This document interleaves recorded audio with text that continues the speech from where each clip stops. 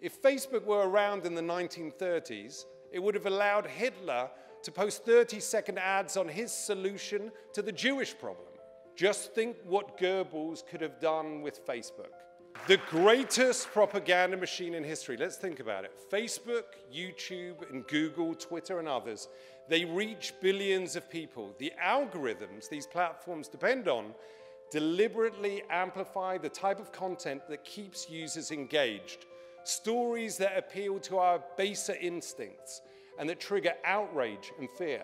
It's why YouTube recommended videos by the conspiracist Alex Jones billions of times. It's why fake news outperforms real news, because studies show that lies spread faster than truth.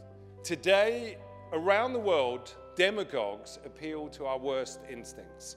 Conspiracy theories, once confined to the fringe, are going mainstream. It's as if the age of reason, the era of evidential argument, is ending, and now knowledge is increasingly delegitimized and scientific consensus is dismissed. Democracy, which depends on shared truths, is in retreat, and autocracy, which depends on shared lies, is on the march.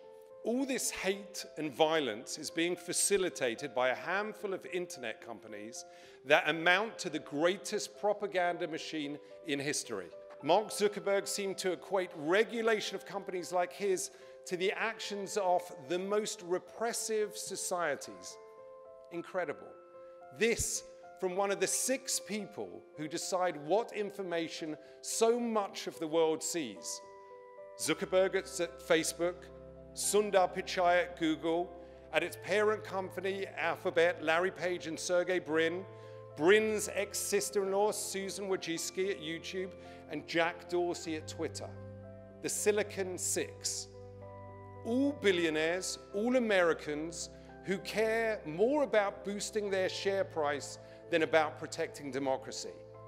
6 unelected individuals in Silicon Valley imposing their vision on the rest of the world, unaccountable to any government and acting like they're above the reach of law.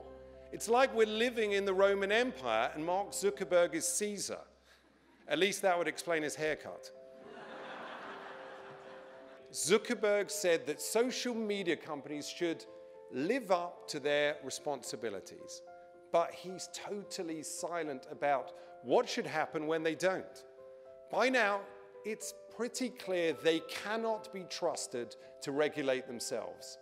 As with the Industrial Revolution, it's time for regulation and legislation to curb the greed of these high-tech robber barons. In every other industry, you can be sued for the harm you cause.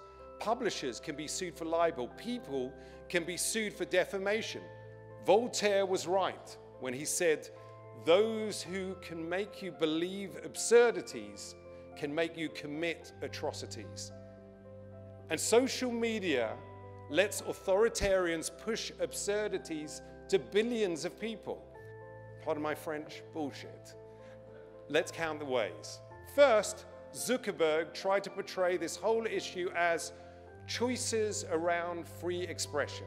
That is ludicrous. This is not about limiting anyone's free speech.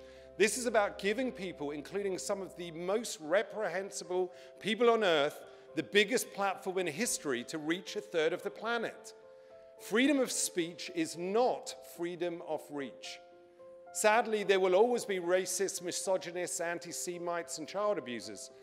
But I think we can all agree that we should not be giving bigots and pedophiles a free platform to amplify their views and target their victims. Now, if a neo-Nazi comes goose-stepping into a restaurant and starts threatening other customers and saying he wants to kill Jews, would the owner of the restaurant, a private business, be required to serve him an elegant 8-course meal? Of course not. The restaurant owner has every legal right, and indeed I would argue a moral obligation, to kick that Nazi out. And so do these internet companies. The ultimate aim of society should be to make sure that people are not targeted, not harassed, and not murdered because of who they are, where they come from, who they love, or how they pray. If we make that our aim, if we prioritize truth over lies, tolerance over prejudice, empathy over indifference, and experts over ignoramuses, then maybe, just maybe, we can stop the greatest propaganda machine in history. We can save democracy, we can still have a place for free speech and free expression, and most importantly, my jokes will still work. Thank you very much.